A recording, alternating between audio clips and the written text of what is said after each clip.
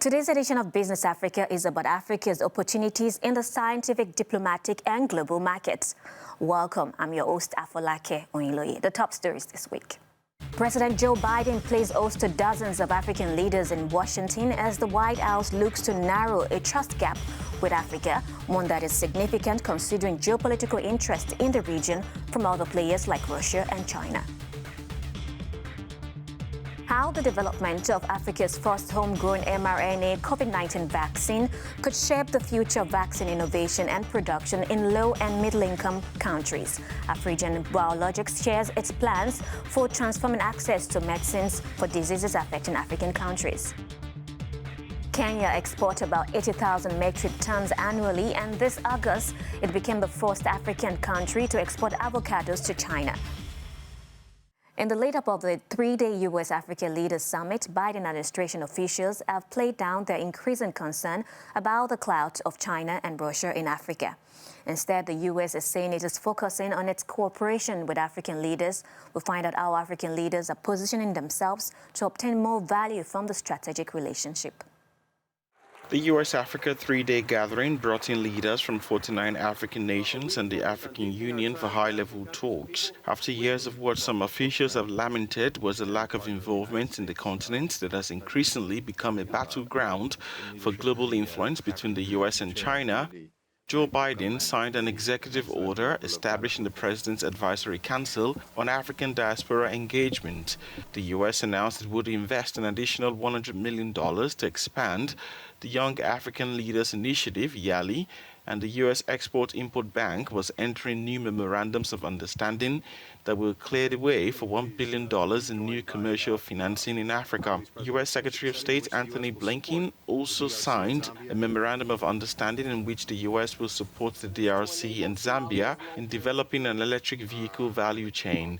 The White House also said it is most keen on investing in the infrastructure that provides the foundation for African entrepreneurship and young leaders.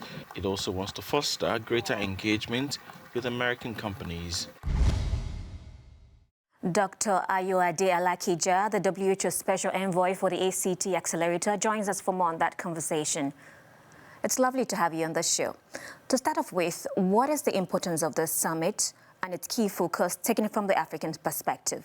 I think the USA Africa Leaders Summit is a key moment as Africa becomes a much sought-after strategic partner with the current geopolitical shifting sands really all over the world. We've seen the EU, Africa leaders meet. We've seen a lot of courting almost from all corners of the world. People want Africa to engage. They want more strategic engagement with Africa because there is very clearly seen this tension from be it China or India as the global powers begin to shift, and as we're seeing a reordering almost of the world order, a sort of rearranging, a reordering. And we're beginning to, I think COVID has shown Africa's strategic importance because we raised our voices. Even though we began to be left behind as Africa, it was made very clear during the pandemic that we have very much a part to play. And we hope that the recognition of the need for Africa's voice at the table is seen by all partners as a moment for equity, a moment for inclusion. Not just of voice, but also of action, because I think now it is the time to move beyond the rhetoric and the talking at these summits to seeing the action that benefits not just our people, but all people around the world. We're seeing a transition on the global stage from the same old actors calling the shots, and we're now beginning to see new actors emerge as generational change. Even we're beginning to see in leadership across Africa. We've just seen elections in Kenya. We're beginning to see generational change, mind shift. So for me, I would say that is why this is a very significant summit.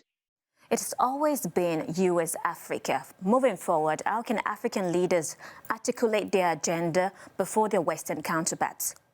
Well, I think we must acknowledge it's a two-way street. And to gain full respect, we also in Africa and on the African continent must get our house in order. We must elect better leaders and we must utilize democratic principles to bring about good governance and accountability. It is only then that the summits with their leaders will come to us. It is only then that we will have enough respect at the table. We have to put our own house in order whilst calling for the world to respect us. But so for me, for African leaders coming to this summit, and it is, I've just seen and bumped into about 3 or 4 presidents with their full entourages. It is time for us to speak truth to power, but if we're going to speak truth to power, we must have our own house in order.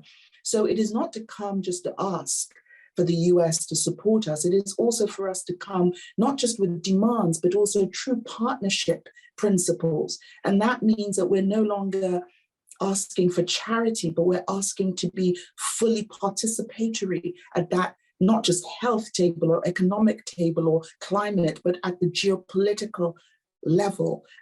We need to show what is it we want from the world and what is their offer that differs from perhaps what China may have, which is very much more transactional relationship. How does that offer differ from what we have seen in the past? Things need to change in this time for that change to be made apparent. Thank you so much for those insightful inputs. Thank you very much, Afalake.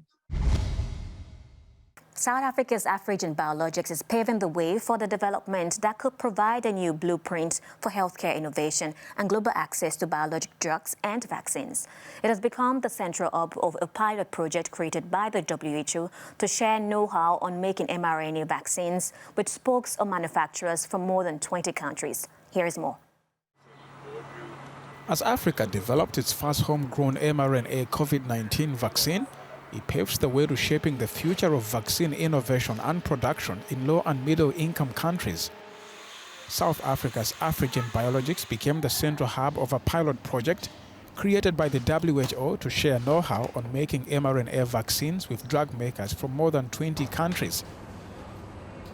That decision was taken after Western manufacturers such as Moderna, Pfizer, and its partner BioNTech declined to share their vaccine-making know-how.